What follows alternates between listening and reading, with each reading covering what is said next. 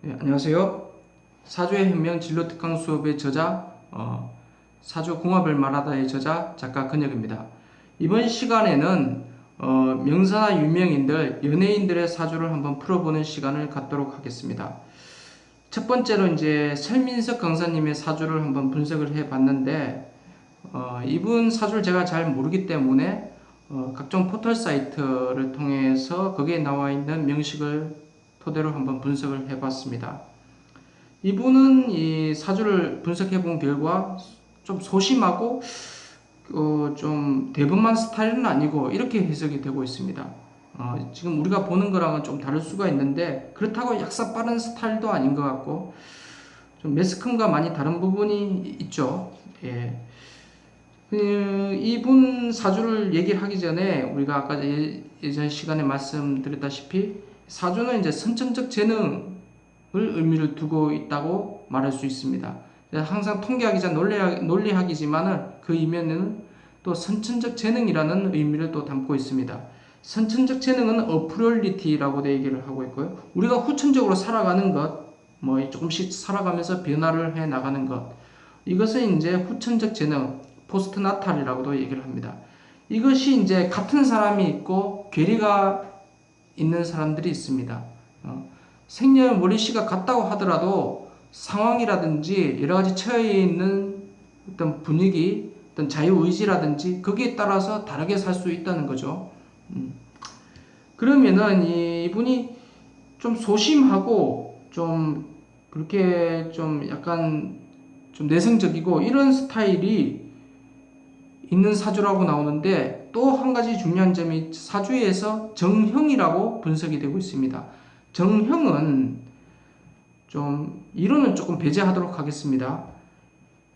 이론을 중시 여기고 정형의 특징은 어떤 원리 원칙을 중요시 여기고 규격이 짜여 있고 규칙적이고 이러한 성향을 가지고 있습니다. 좀 설민석 이분과는 좀 매칭이 안 되는데 사주학적으로는 좀 그렇게 해석이 되고 있거든요. 이것이 이제 극대화시켜 나서 이제 가서 이제 직업으로 승화시켜 나간다면은 뭐 아마 교사라든지 공무원이라든지 뭐 평범한 직장인이라든지 그런 직종으로 갈 수 있다는 것입니다. 반대로 이제 편형이라는 게 있는데 편형은 이제 좀 창조적이고 모험적이고 좀 삐딱성이 있고 사물을 좀 삐딱하게 보는 습성이 있고 예술가라든지 아니면 벤처 사업가, 요리 연구가 뭐 등등이 될 수 있겠죠. 설민석 사주가 뭐 정형에 가깝다. 이것은 좀 의외긴 한데 이분이 선천적으로 그러한 성향을 타고났다라고도 볼 수 있겠죠. 그렇기 때문에 초년 청년기에 그러한 성향이 그러한 가치관이 형성이 되어 있었을 가능성이 높다. 부모님의 말을 잘 거절하지 못하고 부모님의 어떤 가치관을 잘 수용해 나간다. 이것도 하나의 정형이기 때문에 그러한 성향도 많이 보인다는 것입니다. 근데 중요한 것이 이분한테는 굉장히 이 사주를 분석해 보면은 자존감이 굉장히 높습니다. 내 나름대로 소심하고 내성적인 이 성향을 열등의식으로 생각해 나갔을 가능성이 높다는 겁니다. 그래서 그것이 하나의 변화를 할 수 있는 계기가 됐지 않았느냐, 저는 이렇게 보여지고 있고요.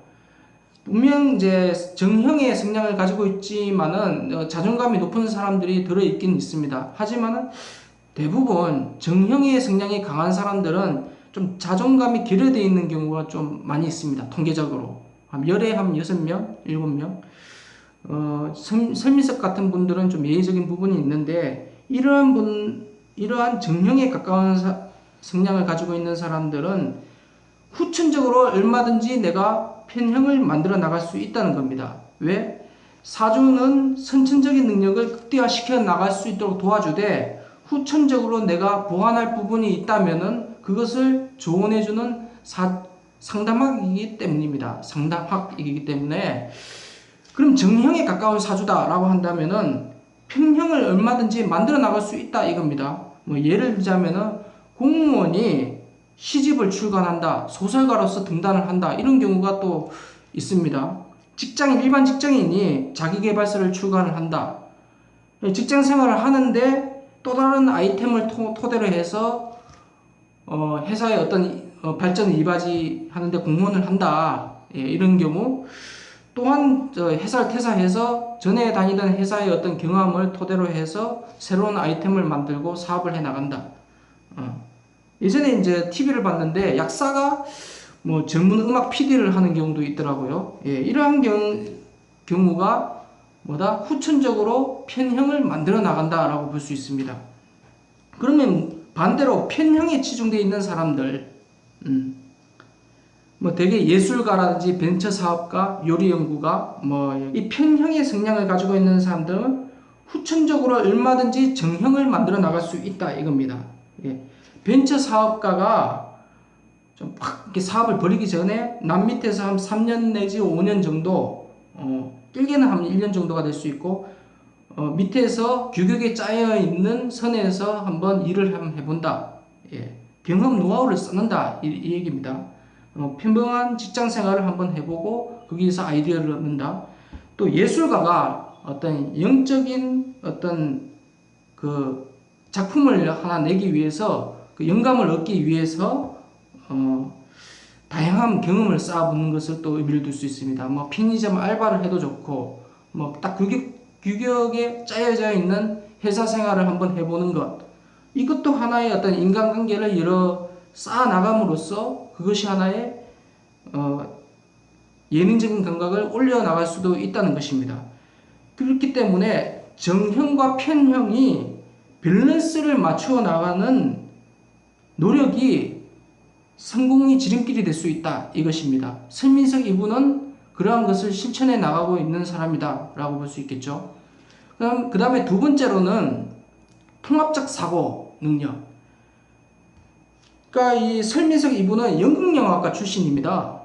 그러면 연극영화과 출신이면은 당연히 연기자, 연출가, 뭐 뮤지컬 배우 이런 쪽으로 생각을 할 수 있는데 전혀 전공과 다른 역사를 가르치고 있습니다.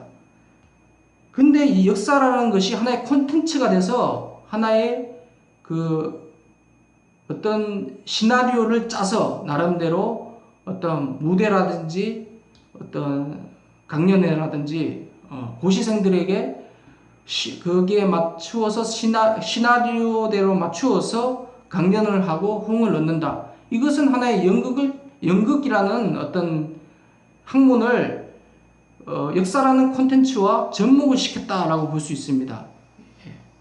저 같은 경우도 마찬가지입니다. 저는 식품학을 전공했습니다. 근데 식품학을 전공을 했는데 현재 지금 사주 상담학을 하고 있죠.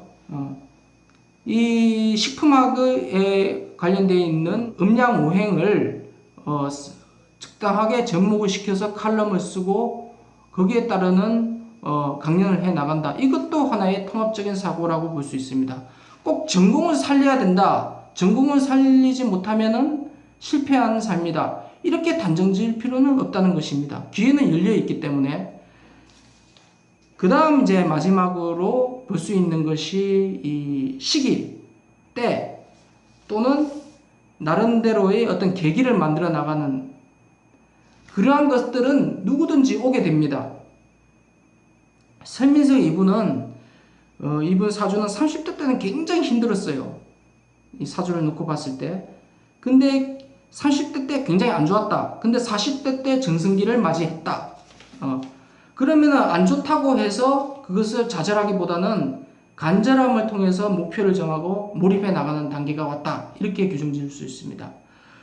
그렇게 해 나감으로써 40대 때 정승기가 왔을 때 적극적으로 어떤 일을 해 나간다. 항상 경험이자 노하우로 생각을 해야 된다 이겁니다. 내가 지금 시기적으로 운이 나쁘다고 해서 낙담할 필요는 없다는 것입니다. 오히려 경험을 쌓는다. 노하우를 만들어 나간다. 그러한 단계가 왔다라고 생각하면 될 것 같습니다. 그렇다고 해서 지금 내가 일이 잘 풀린다. 승승장구한다. 라고 해서 그것을 너무 자만할 필요도 없다는 것입니다. 누구든지 인생을 살면서 굴곡진 삶을 살게 돼 있습니다. 10대, 20대 때 막 전성기를 누렸는데 30대, 40대 때 굉장히 힘들 수도 있고요. 안 좋을 수도 있고 10대, 20대 때 굉장히 힘들었다가 30대, 40대 때 확 올라갈 수도 있고 대체적으로 이렇게 딱 평탄한 삶은 잘 없습니다. 막 당연한 얘기일 수도 있지만은 제가 사주를 한 10년 넘게 상담을 해보면서 수많은 사람들을 만나보면서 아, 이것이 정말 진리구나. 이것을 좀 깨달았습니다. 그렇기 때문에 이제 요약을 하자면은 편형과 정형을 밸런스 있게 맞추어 나가는 노력이 필요하다. 그것이 성공의 지름길이 될 수 있다. 두 번째로는 이제 통합적 사고를 길러 나가는 게 중요하다. 세 번째로는 누구나 나의 잠재 능력을 가지고 있는데 그것을 발휘할 수 있는 시점, 계기는 오게 된다. 그것을 어떻게 잡느냐가 중요하다. 이 설민석 사주를 통해서 알 수 있는 교훈을 세 가지로 요약을 해봤습니다. 예, 감사합니다.